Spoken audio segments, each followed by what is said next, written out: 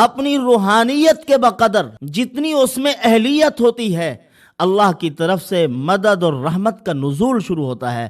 وہ جب عمل شروع کرتا ہے، پڑھنے بیٹھتا ہے، اسی وقت فرمایا اس کے 7,000 موکلین جو زمین پہ ہیں، سفلی موکل ہیں، علوی موکلین بے شمار، فرمایا ان میں اس طرح ہیجان اور انتشار پیدا ہوتا ہے جس طرح شہد کی مکھی اس کے چھتے کو چھیڑنے سے ان میں ہیجان پیدا ہو جاتا ہے، ہر طرف سے بھن بھناہٹ، آواز اور شور شرابہ۔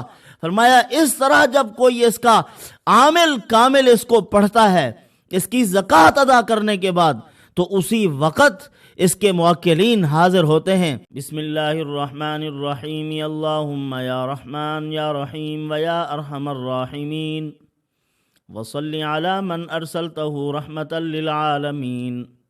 نہایت ہی واجب الاحترام معزز خواتین و حضرات، آج ہم آپ کے سامنے ایک ایسا عمل، ایک ایسی دعا پیش کر رہے ہیں جس دعا کی بڑی برکات ہیں۔ علماء امت، صلحاء امت نے ہر دور میں اس عمل کی زکاتیں نکالی، ہر دور میں اس عمل کو کیا اور امت مسلمہ کو اپنی اجازتوں سے نوازا، اور بے شمار فوائد امت مسلمہ نے بھی اس عمل سے حاصل کیے۔ آسمان و زمین پر بہت سے موکلین ہیں اس عمل کے۔ علامہ بونی رحمۃ اللہ علیہ نے، حضرت کا پورا نام شیخ ابو العباس احمد بن علی البونی رحمۃ اللہ علیہ ہے، جو شمس المعارف کے مصنف ہیں، وہ فرماتے ہیں کہ ہر دور میں لوگوں نے اس عمل سے فائدہ حاصل کیا، اور جو آدمی حوادثات زمانہ سے بچنا چاہتا ہے، مشکلات اور تنگیوں سے بچنا چاہتا ہے، اللہ عز و جل اس عمل کی برکت سے اس کو بچاتے ہیں۔ اور حضرت نے اپنی کتاب میں لکھا ہے 7,000 موکلین ہیں اس عمل کے، 7,000۔ یہ تو زمینی ہیں، سفلی موکل۔ علوی موکل کتنی ہیں، آسمانی فرشتے کتنی ہیں، ان کی تعداد علماء نے ہزاروں تو کہی ہے، لیکن اس کی کوئی حد بندی نہیں کی، کیونکہ اللہ ہی جانتے ہیں۔ یہ بہت بڑا عمل ہے۔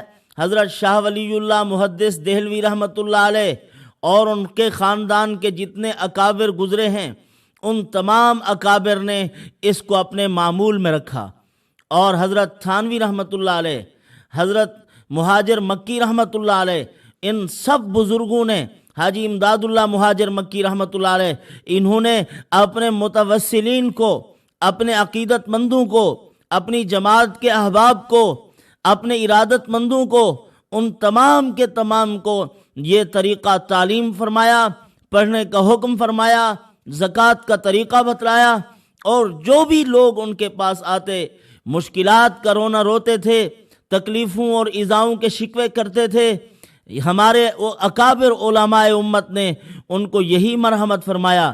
وہ آدمی جو مخلوق کا ستایا ہوا ہے، ظالموں کے پنجے میں دبا ہوا ہے، ان کے ظلم و قہر میں ہے، وہ آتا تو حضرات فرماتے تھے کہ یہی پڑھو، اس عمل کی برکت سے اللہ رب العزت تمہیں نجات عطا کریں گے، ظالموں کے پنجے سے تمہیں نکالیں گے، تمہیں فتوحات غیبی نصیب ہوں گی، اللہ کی مدد اور نصرت تمہیں حاصل ہوگی۔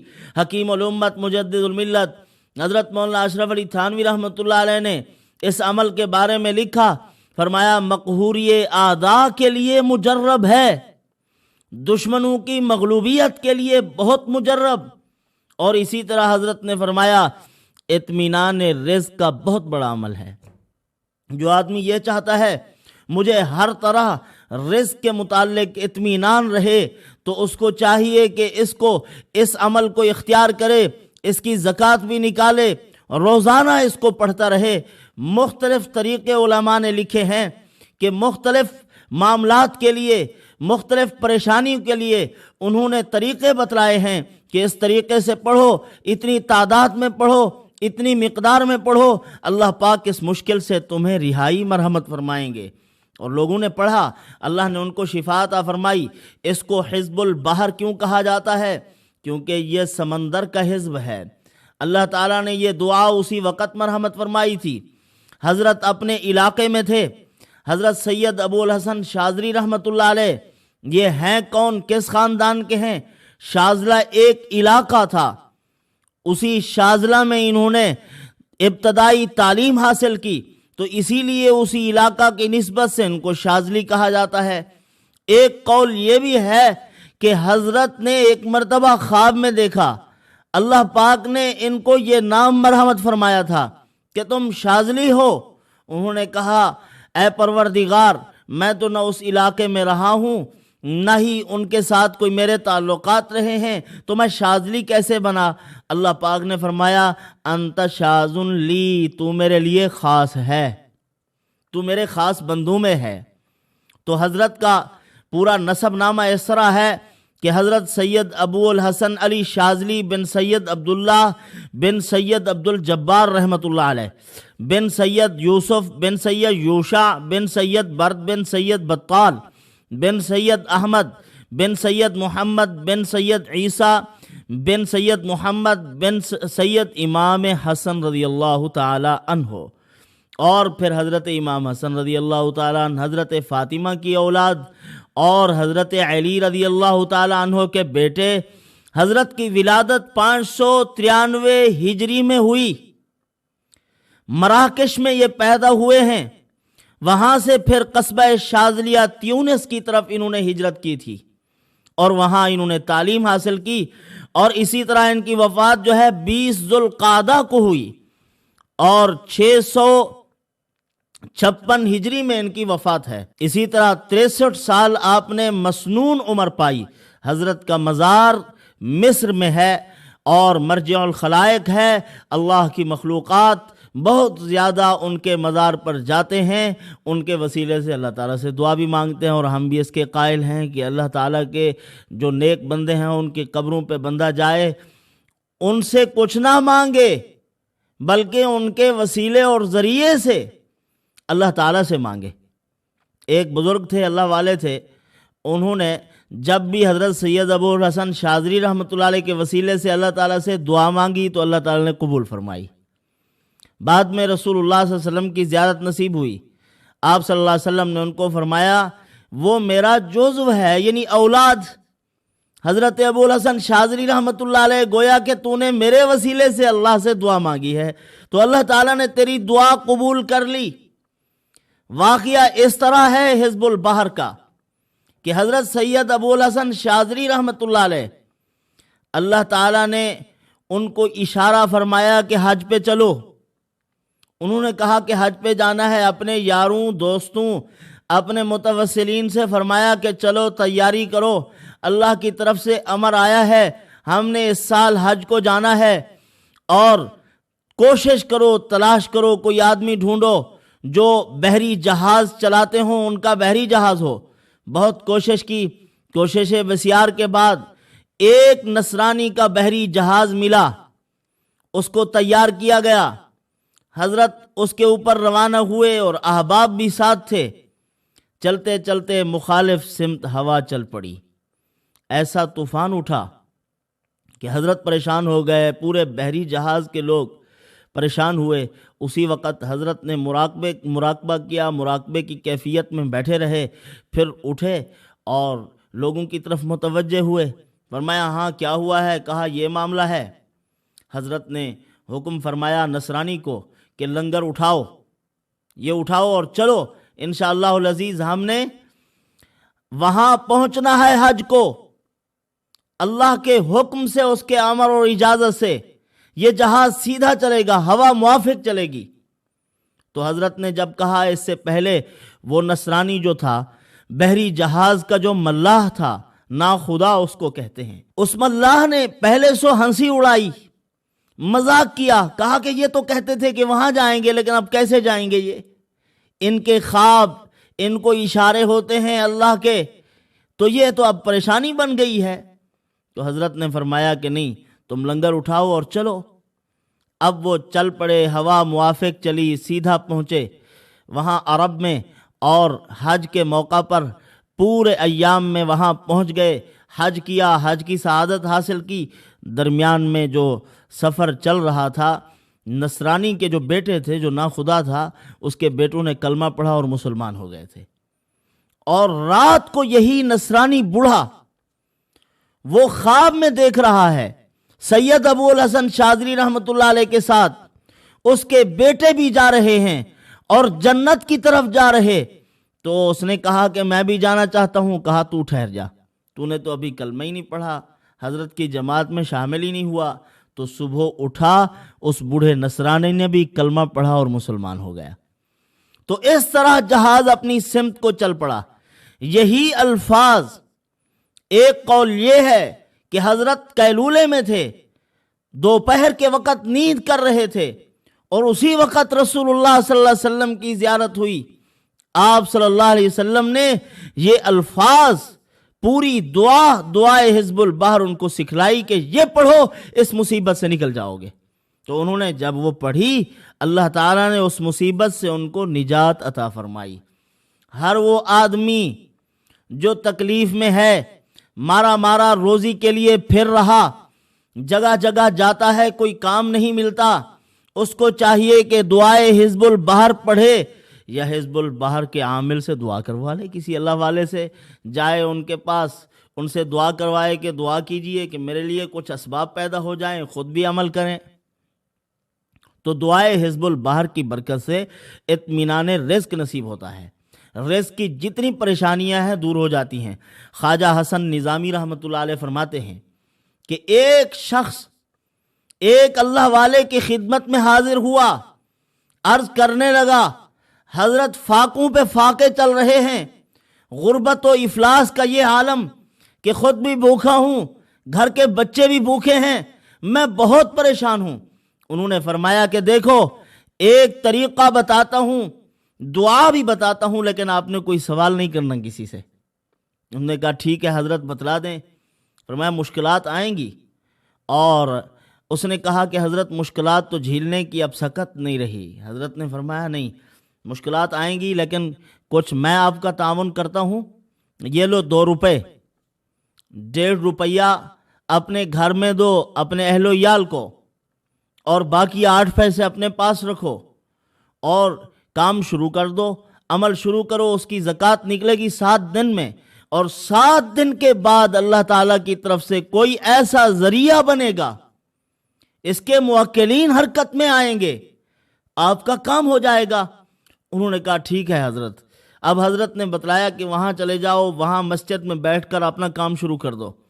انہوں نے کام شروع کیا۔ ایک دن رات کو یوں ہوا کہ اس کے جو وہ 8 پیسے تھے وہ بھی غائب ہو گئے۔ صبح کو اٹھا، کہا کہ یہ کیا بنا میرا، وہ جو 8 پیسے میرے استعمال کے تھے، میں نے کھانے تھے، وہ بھی گم ہو گئے۔ تو اسی طرح دوسرے دن پھر معمولات کیے، حزب البحر پڑھا، تو ایک شخص آیا، اس نے ٹانگ ماری، کہا اٹھ کوئی ہیلا وسیلہ کر، ہاتھ توڑ کے بیٹھ گئے ہو، پاؤں توڑ کے بیٹھ گئے ہو، کیا ہوگا تمہارا؟ اس نے تھوڑی کوشش کی، تو وہ جب 7 دن گزرے بھوک سے نڈھال، بولا نہ جائے، مسجد میں داخل ہوا، جمعہ کی نماز ادا کی، چادر اوڑھ کے بیٹھا ہوا ہے۔ اسی دوران غالباً بہادر شاہ ظفر کے بیٹے تھے، فقراء سے ان کو بہت محبت تھی، انہوں نے دیکھا، انہوں نے دیکھ کے کہا کہ کیا ہے تمہیں؟ تو وہ بول تو سکتے نہیں تھے، طاقت نہیں تھی اتنی، تو اشارہ کیا کہ بھوک کا مسئلہ ہے۔ انہوں نے اسی وقت چیزیں منگوائی، اس کو کھلائی، اور اس کو لے گیا اپنے محل میں لے جا کر وہاں اس کو صاف ستھرے کپڑے پہنوائے، اپنے خادموں، نوکروں، چاکروں کو حکم کیا کہ اس فقیر کا خاص خیال رکھو، پھر اس کو وہیں ملازمت دے دی۔ ساری زندگی اس کا اپنا بھی اچھا گزر اوقات ہوتا رہا، اہل و عیال بھی شاہی ترتیب سے زندگی بسر کرتے رہے۔ اللہ تعالیٰ نے مستقل اس کا ذریعہ بنا دیا۔ علماء نے لکھا ہے یہ حزب البحر کی برکت تھی۔ یہ حزب البحر اس میں اعظم کا مقام رکھتا ہے۔ گمراہ ہو رہے ہوں لوگ، ان کو حزب البحر بتلایا ہے علماء نے کہ یہ پڑھو، گمراہی سے محفوظ ہو جاؤ گے، اللہ تعالیٰ کی طرف سے ہدایت کے اسباب بنیں گے۔ اسی طرح علامہ عالم فقری رحمۃ اللہ علیہ بڑے بزرگ گزرے ہیں، عاملین کاملین میں سے تھے، بڑے اللہ والے تھے۔ وہ فرماتے ہیں کہ جب کوئی شخص اس عمل کو شروع کرتا ہے، اس کی پوری جو زکوٰۃ ہے وہ ادا کرنے کے بعد خیرات بھی کرتا ہے کچھ نہ کچھ صدقہ وغیرہ، اپنی روحانیت کے بقدر جتنی اس میں اہلیت ہوتی ہے اللہ کی طرف سے مدد اور رحمت کا نزول شروع ہوتا ہے۔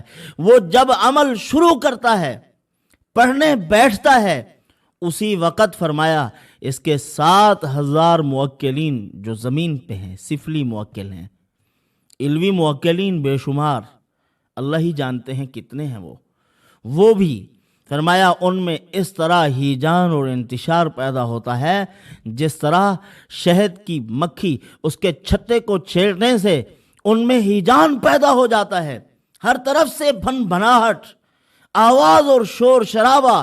فرمایا اس طرح جب کوئی اس کا عامل کامل اس کو پڑھتا ہے، اس کی زکوٰۃ ادا کرنے کے بعد، تو اسی وقت اس کے موکلین حاضر ہوتے ہیں۔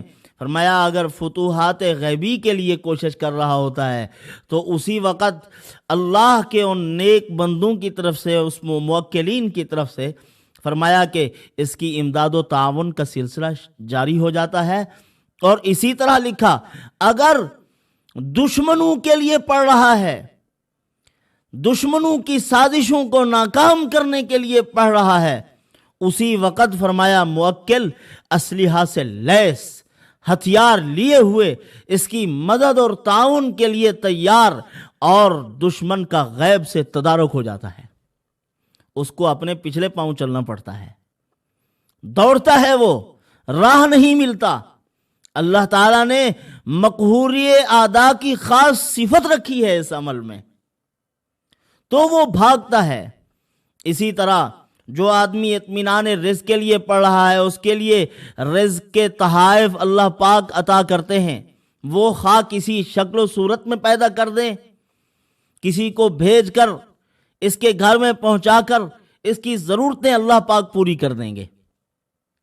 تو بہرحال ایسا عامل جو اس کی پوری زکوٰۃ ادا کیے ہوئے ہے، اس عمل کو کرتا ہے، پھر جس کفر کی جماعت کی طرف، گندے لوگوں کی طرف جنہوں نے اس کا جینا حرام کیا ہوا یا کسی مسلمان کو ذلیل کر رہے ہیں، اور ہر وقت دشمنی میں آگے پہل کرنے والے، اقدام کرنے والے ظلم میں پہل کرتے ہیں، تو ان کے خلاف جب حزب البحر والا آدمی اشارہ کرتا ہے تو فوراً اس کے موکلین پہنچتے ہیں، اس ظالم کو چھٹی کا دودھ یاد دلاتے ہیں۔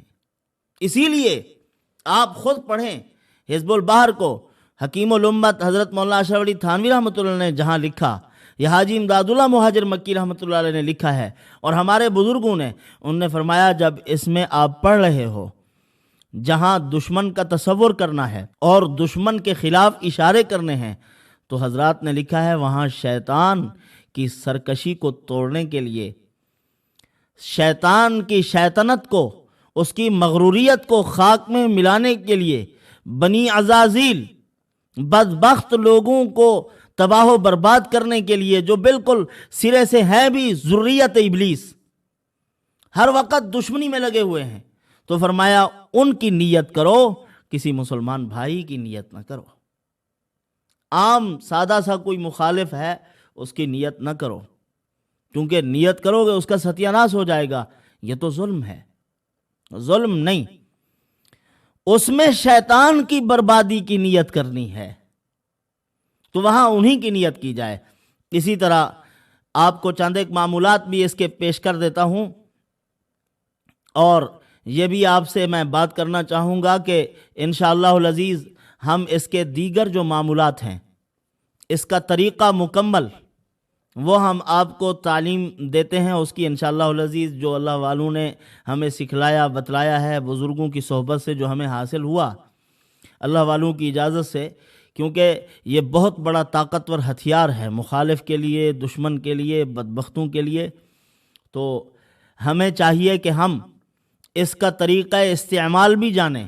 ایک آدمی بڑا ہتھیار تو لے لیتا ہے، لیکن اس کو استعمال کرنے کا طریقہ اس کو نہیں آتا کہ کرنا کس طرح ہے، استعمال کیسے کرنا ہے، دشمن کے خلاف پڑھنا ہے تو کیسے، تسخیر حاصل کرنی ہے تو کیسے، فتوحات غیبیہ حاصل کرنی ہے تو کیسے، روزی کے لیے اس کو پڑھنا ہے تو کیسے۔